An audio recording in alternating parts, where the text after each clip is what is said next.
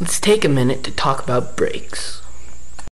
Alright, so you may think brakes on a unicycle, that's pretty crazy. I thought it was at first until I started researching it more. It turns out that brakes smooth out your pedaling so you don't have a jerking motion. So it's more comfortable, and also instead of backpedaling on a downhill section, you can just use the brake and it kind of eases it up. It also holds it in place when you're hopping and doing tricks. Where the brake lever goes is right there. You can buy brake kits for the unicycle. They're just like a bike one. They have clamps that stick down onto the rim right here, and there's a lever up there, so when you reach down you grab it, and then yeah, so you can buy brake kits, but you can also buy unicycles with brakes already made in them.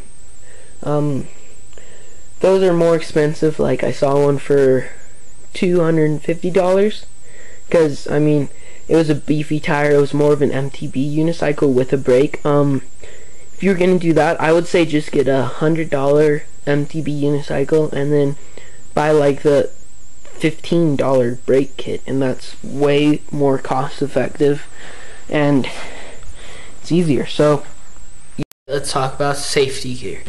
The first most important thing, a helmet. These, I found this one for $15 at Target. It's Schwinn, so it's pretty sturdy. I haven't had to use it. I mean, you definitely want one if you're gonna do trials and that stuff. So, and you're just gonna want it to learn anyway, so it's just kind of a standard have-to-have thing.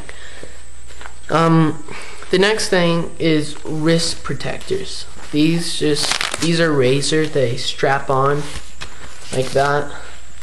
Pretty helpful. I was unicycling once. I hit a rock, came off, almost did a faceplant. I stuck my hands out, and luckily I had these on.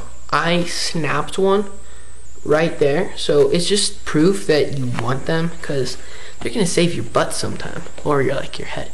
But I don't have my shin guards with me. I have motorcycle shin guards, so they cover the front maybe a few inches above your joint where your foot and your ankle there.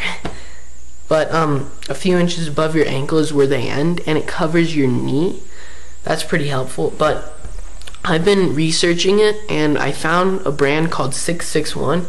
I'll try and include a picture, but they're really nice. They look really nice. They have breathable material. They cover pretty much your whole shin. They wrap around the back, so they give both protection when you're trying to do tricks. I would recommend those. It's 661. Just search 661, except spell it out like SIX. So, and that's how you find it. I recommend those. Remember, wear a helmet, wrist guards. Maybe even if you want elbow pads, those would be helpful. I started out using those. So, that's pretty much it. Now that we've covered safety of you, let's talk about safety of your unicycle. One thing you should do before you ride, you always check to make sure every part is tight, like where the bearings fasten, and that's where the stick comes down, and then there's a little cup like that, and then the bearing, it sits in there. Make sure that's tight because it would really suck if that came apart. Also, check your spokes a lot, okay? I have a problem with my torquer when every time I push hard enough when I'm riding, it's more like a gentle push, but it's still pretty hard. On the right pedal, one of the spokes pops. Well, it doesn't pop like twang, it just goes, and that's really annoying, and it's probably not that good for my unicycle.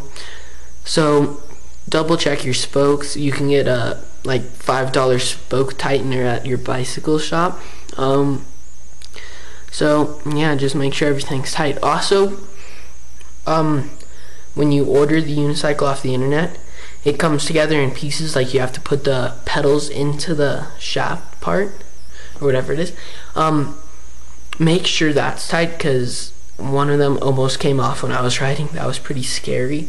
So just, yeah, make sure.